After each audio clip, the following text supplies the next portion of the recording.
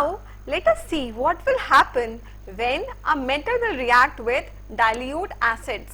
So when metal will react with dilute acids, salt and hydrogen gas will be formed. Now let us see the reaction of sodium and potassium with dilute acids. So if you see here, they are most reactive metal. That is why they will very vigorously react in order to liberate hydrogen gas. So sodium, when react with hydrochloric acid, which is diluted right now, so it will give us NaCl along with the formation of hydrogen gas. Now it is going to be a very violent reaction, okay, because sodium is very reactive. Okay, now in order to balance it, I'll put 2 here and 2 here. Okay, now talking about potassium, again potassium is very reactive.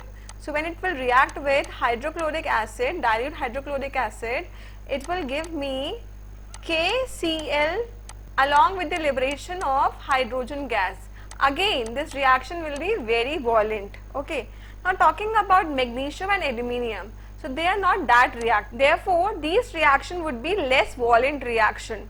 Talking about magnesium, so magnesium plus HCl, it will give me magnesium chloride along with the formation of hydrogen gas, and this is going to be less violent reaction. Now if I talk about aluminium, so aluminium has a protected layer of oxide on its surface, which we have discussed before, and this layer is called aluminium oxide. Okay, so what will happen is this aluminium will first slowly react with dilute HCl, but when this thin outer oxide layer get dissolved in acid, then the fresh aluminium will react very rapidly with HCl, and thus the reaction will be aluminium, which is Al, plus HCl, so it will give me AlCl3 plus hydrogen gas. Now this is 2 here, 3 here, then 2 here and 6 here. Okay, this is how this reaction will occur. Also note that this reaction is going to be less rapid than that of the magnesium, because magnesium is here above and aluminium is vertically down. Now let us see the reaction of zinc and iron with HCl. So zinc and iron, so they lie here, that is why they are moderately reactive.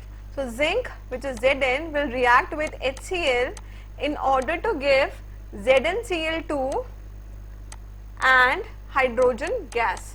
Now this will be less violent than Al, which is aluminium. Okay, similarly if I talk about iron, so here this is actually iron second, that is why it will be Fe2 plus. So when it will react with hydrochloric acid, then iron will combine with chlorine and will form FeCl2 along with the liberation of hydrogen gas. Now this reaction will be less violent than Zn, because Zn was more reactive than that of iron. Okay, now let me tell you one thing, that the formation of hydrogen bubbles will decrease as you move down the reactivity series. Okay, so it will be very high in case of highly reactive metal and it will be very low in case of moderately reactive metal. Talking about copper and silver, so they are placed down below in the reactivity series, and moreover their placement is after hydrogen. That is why they will not be able to displace hydrogen from HCl, and therefore no reaction will take place. So what can I write here? I can say Cu plus HCl will be no reaction. Why? Because copper will not be able to displace hydrogen ion from here, or I can say that copper will not be able to provide electrons to H plus ion in order to reduce it to hydrogen gas, and that is why the reaction will not take place. Now here through this figure, let me tell you that for very highly reactive metal, the formation of hydrogen gas bubbles will be very high. So these are actually hydrogen gas bubbles, whereas for moderately reactive metals, the formation of hydrogen gas bubbles will be very less. Now let us talk about aqua regia. So what is aqua regia also called? It is also called royal water. Now let us see how we are going to prepare it. So in order to prepare it, we need 3 part of concentrated HCl and 1 part of concentrated nitric acid, which is HNO3. So if you see here, both of these are very strong acid. So that is why this royal water or aqua regia is highly corrosive in nature. This has to be freshly prepared.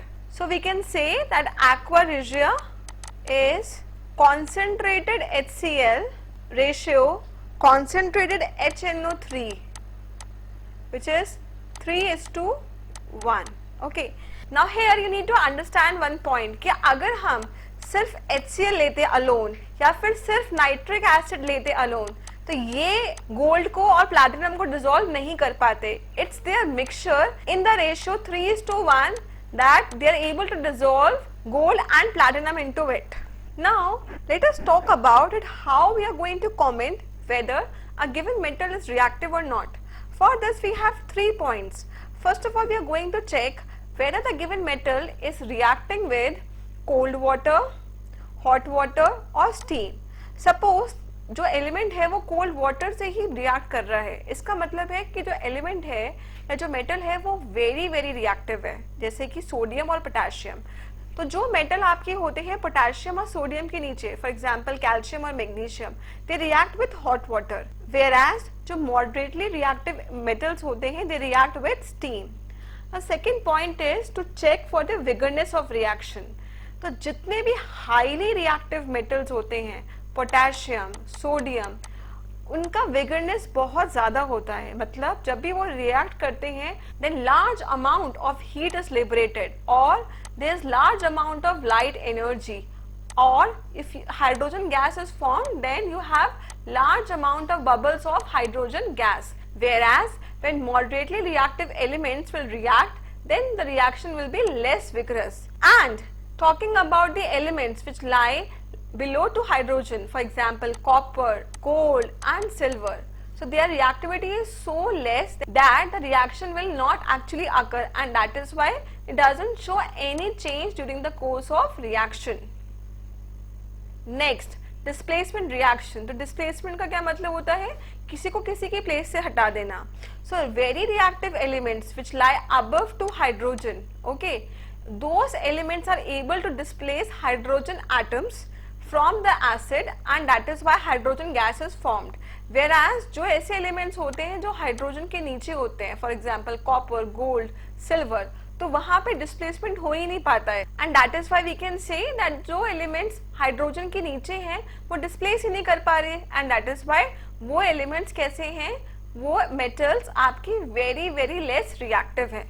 So this is how you are going to comment on the reactivity of metals. Now let us see what will happen when a more reactive metal is put in the salt solution of less reactive metal. For example, we have a salt solution of metal B and metal A is reacting with it. Now this metal A is more reactive than metal B. Then what will happen? This metal A will displace metal B from its position, and then you will get the salt solution of metal A along with metal B. So let me explain you this with the help of an example. For example, you have a beaker here, and this beaker consists of copper sulfate solution. So this copper sulfate solution is actually blue in color. Now into this I am putting a zinc metal which is silverish white in color. Okay, now this is a zinc strip and we have copper sulfate solution here which is blue in color. So what will you observe? We will observe that the blue color of the solution is gradually fading and the zinc strip has now become reddish brown. So the question arises, why this has happened? This is because zinc is more reactive than copper. Okay, so zinc will be displacing copper from its position and will be forming zinc sulfate. Okay, so this zinc sulfate is actually colorless. That is why the blue color of the solution starts to fade. Now the copper so formed gets deposited on the zinc strip and thus the zinc gets the covering of red brown color. So the equation goes in this way. Copper sulfate, which is blue in color, when reacts with zinc will form zinc sulfate and copper is also formed. Now this copper, which is red brown in color, is deposited on the zinc strip, whereas the zinc sulfate is actually colorless and copper sulfate is blue in color. Okay, that is why the color fades with time. Now the second reaction is what will happen when iron is dipped in copper sulfate solution.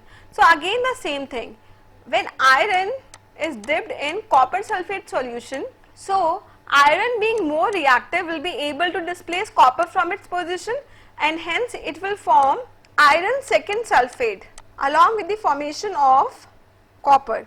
This copper so formed will also be stuck into the iron strip, and the blue color solution of copper sulfate is now green color because ferrous sulfate solution is green in color. This is how the reaction occurs.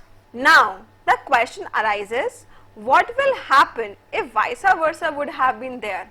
It means, for example, you have ferrous sulfate solution and you would be dipping copper strip into it. So will the reaction occur? No, the reaction will not occur because copper being less reactive than iron would not be able to displace iron from its position, and that is why it will be no reaction. So here we are going to study what will happen when metal will react with hydrogen. So when metal will react with hydrogen, it will form metal hydride. Now let me tell you one thing, not all elements are going to react with hydrogen in order to form metal hydrides. Only the very reactive metals, for example sodium, potassium, calcium, magnesium, only they will be reacting in order to form metal hydride. Now why it happens? This is because if we talk about hydrogen, so hydrogen has the tendency to lose the electron in order to become stable. So it doesn't have the tendency to accept the electron. But the very reactive metals like sodium, potassium, they can actually force hydrogen to accept their electron in order to form salt-like solid compound called metal hydrides. So in that case, what will happen is hydrogen will be present as anion, whereas the metal will be present as cation. So let us see the formation here. So if I talk about potassium, so potassium is K. When it will react with hydrogen, it will form potassium hydride, which is KH. Here potassium is cation whereas hydrogen is anion. In order to balance it, I will put 2 here and then 2 here. Now next, talking about sodium. So sodium is Na. Again, when it will react with hydrogen, it will form sodium hydride, which is NaH. Now so as to balance it, I will put 2 here and 2 here. Similarly, calcium also will react with hydrogen in order to form calcium hydride, which is CaH2. Similarly, when magnesium will react with hydrogen, it will form magnesium hydride, which is MgH2. Now all these hydrides are actually ionic compounds, and that is why ionic bond exists between them. Next we are going to study about what will happen when metal will react with chlorine. In this, metal will lose the electron in order to form positive ion, whereas chlorine atom will gain the electron in order to become negative ion. These positive and negative ion will then combine in order to form ionic chloride or metallic chloride. For example, if I talk about sodium, so sodium is Na. When it will react with chlorine, which is Cl2, it will form NaCl. In order to balance it, I will put 2 here and 2 here. Similarly, calcium will react with chlorine, it will form calcium chloride, which is CaCl2. Again, this is ionic chloride and this is also ionic chloride. Now why I am saying it ionic chloride? Because there is transfer of electron from one atom to another atom, and in this way both the atoms achieve inert gas configuration and thus they form ionic compounds. So we have completed this topic. In order to follow us, do look on Facebook, Blogspot and YouTube. Now I am going to meet you in the next session, in which I am going to talk about physical properties of non-metals and also its chemical properties. Till then, bye bye and take care of yourself.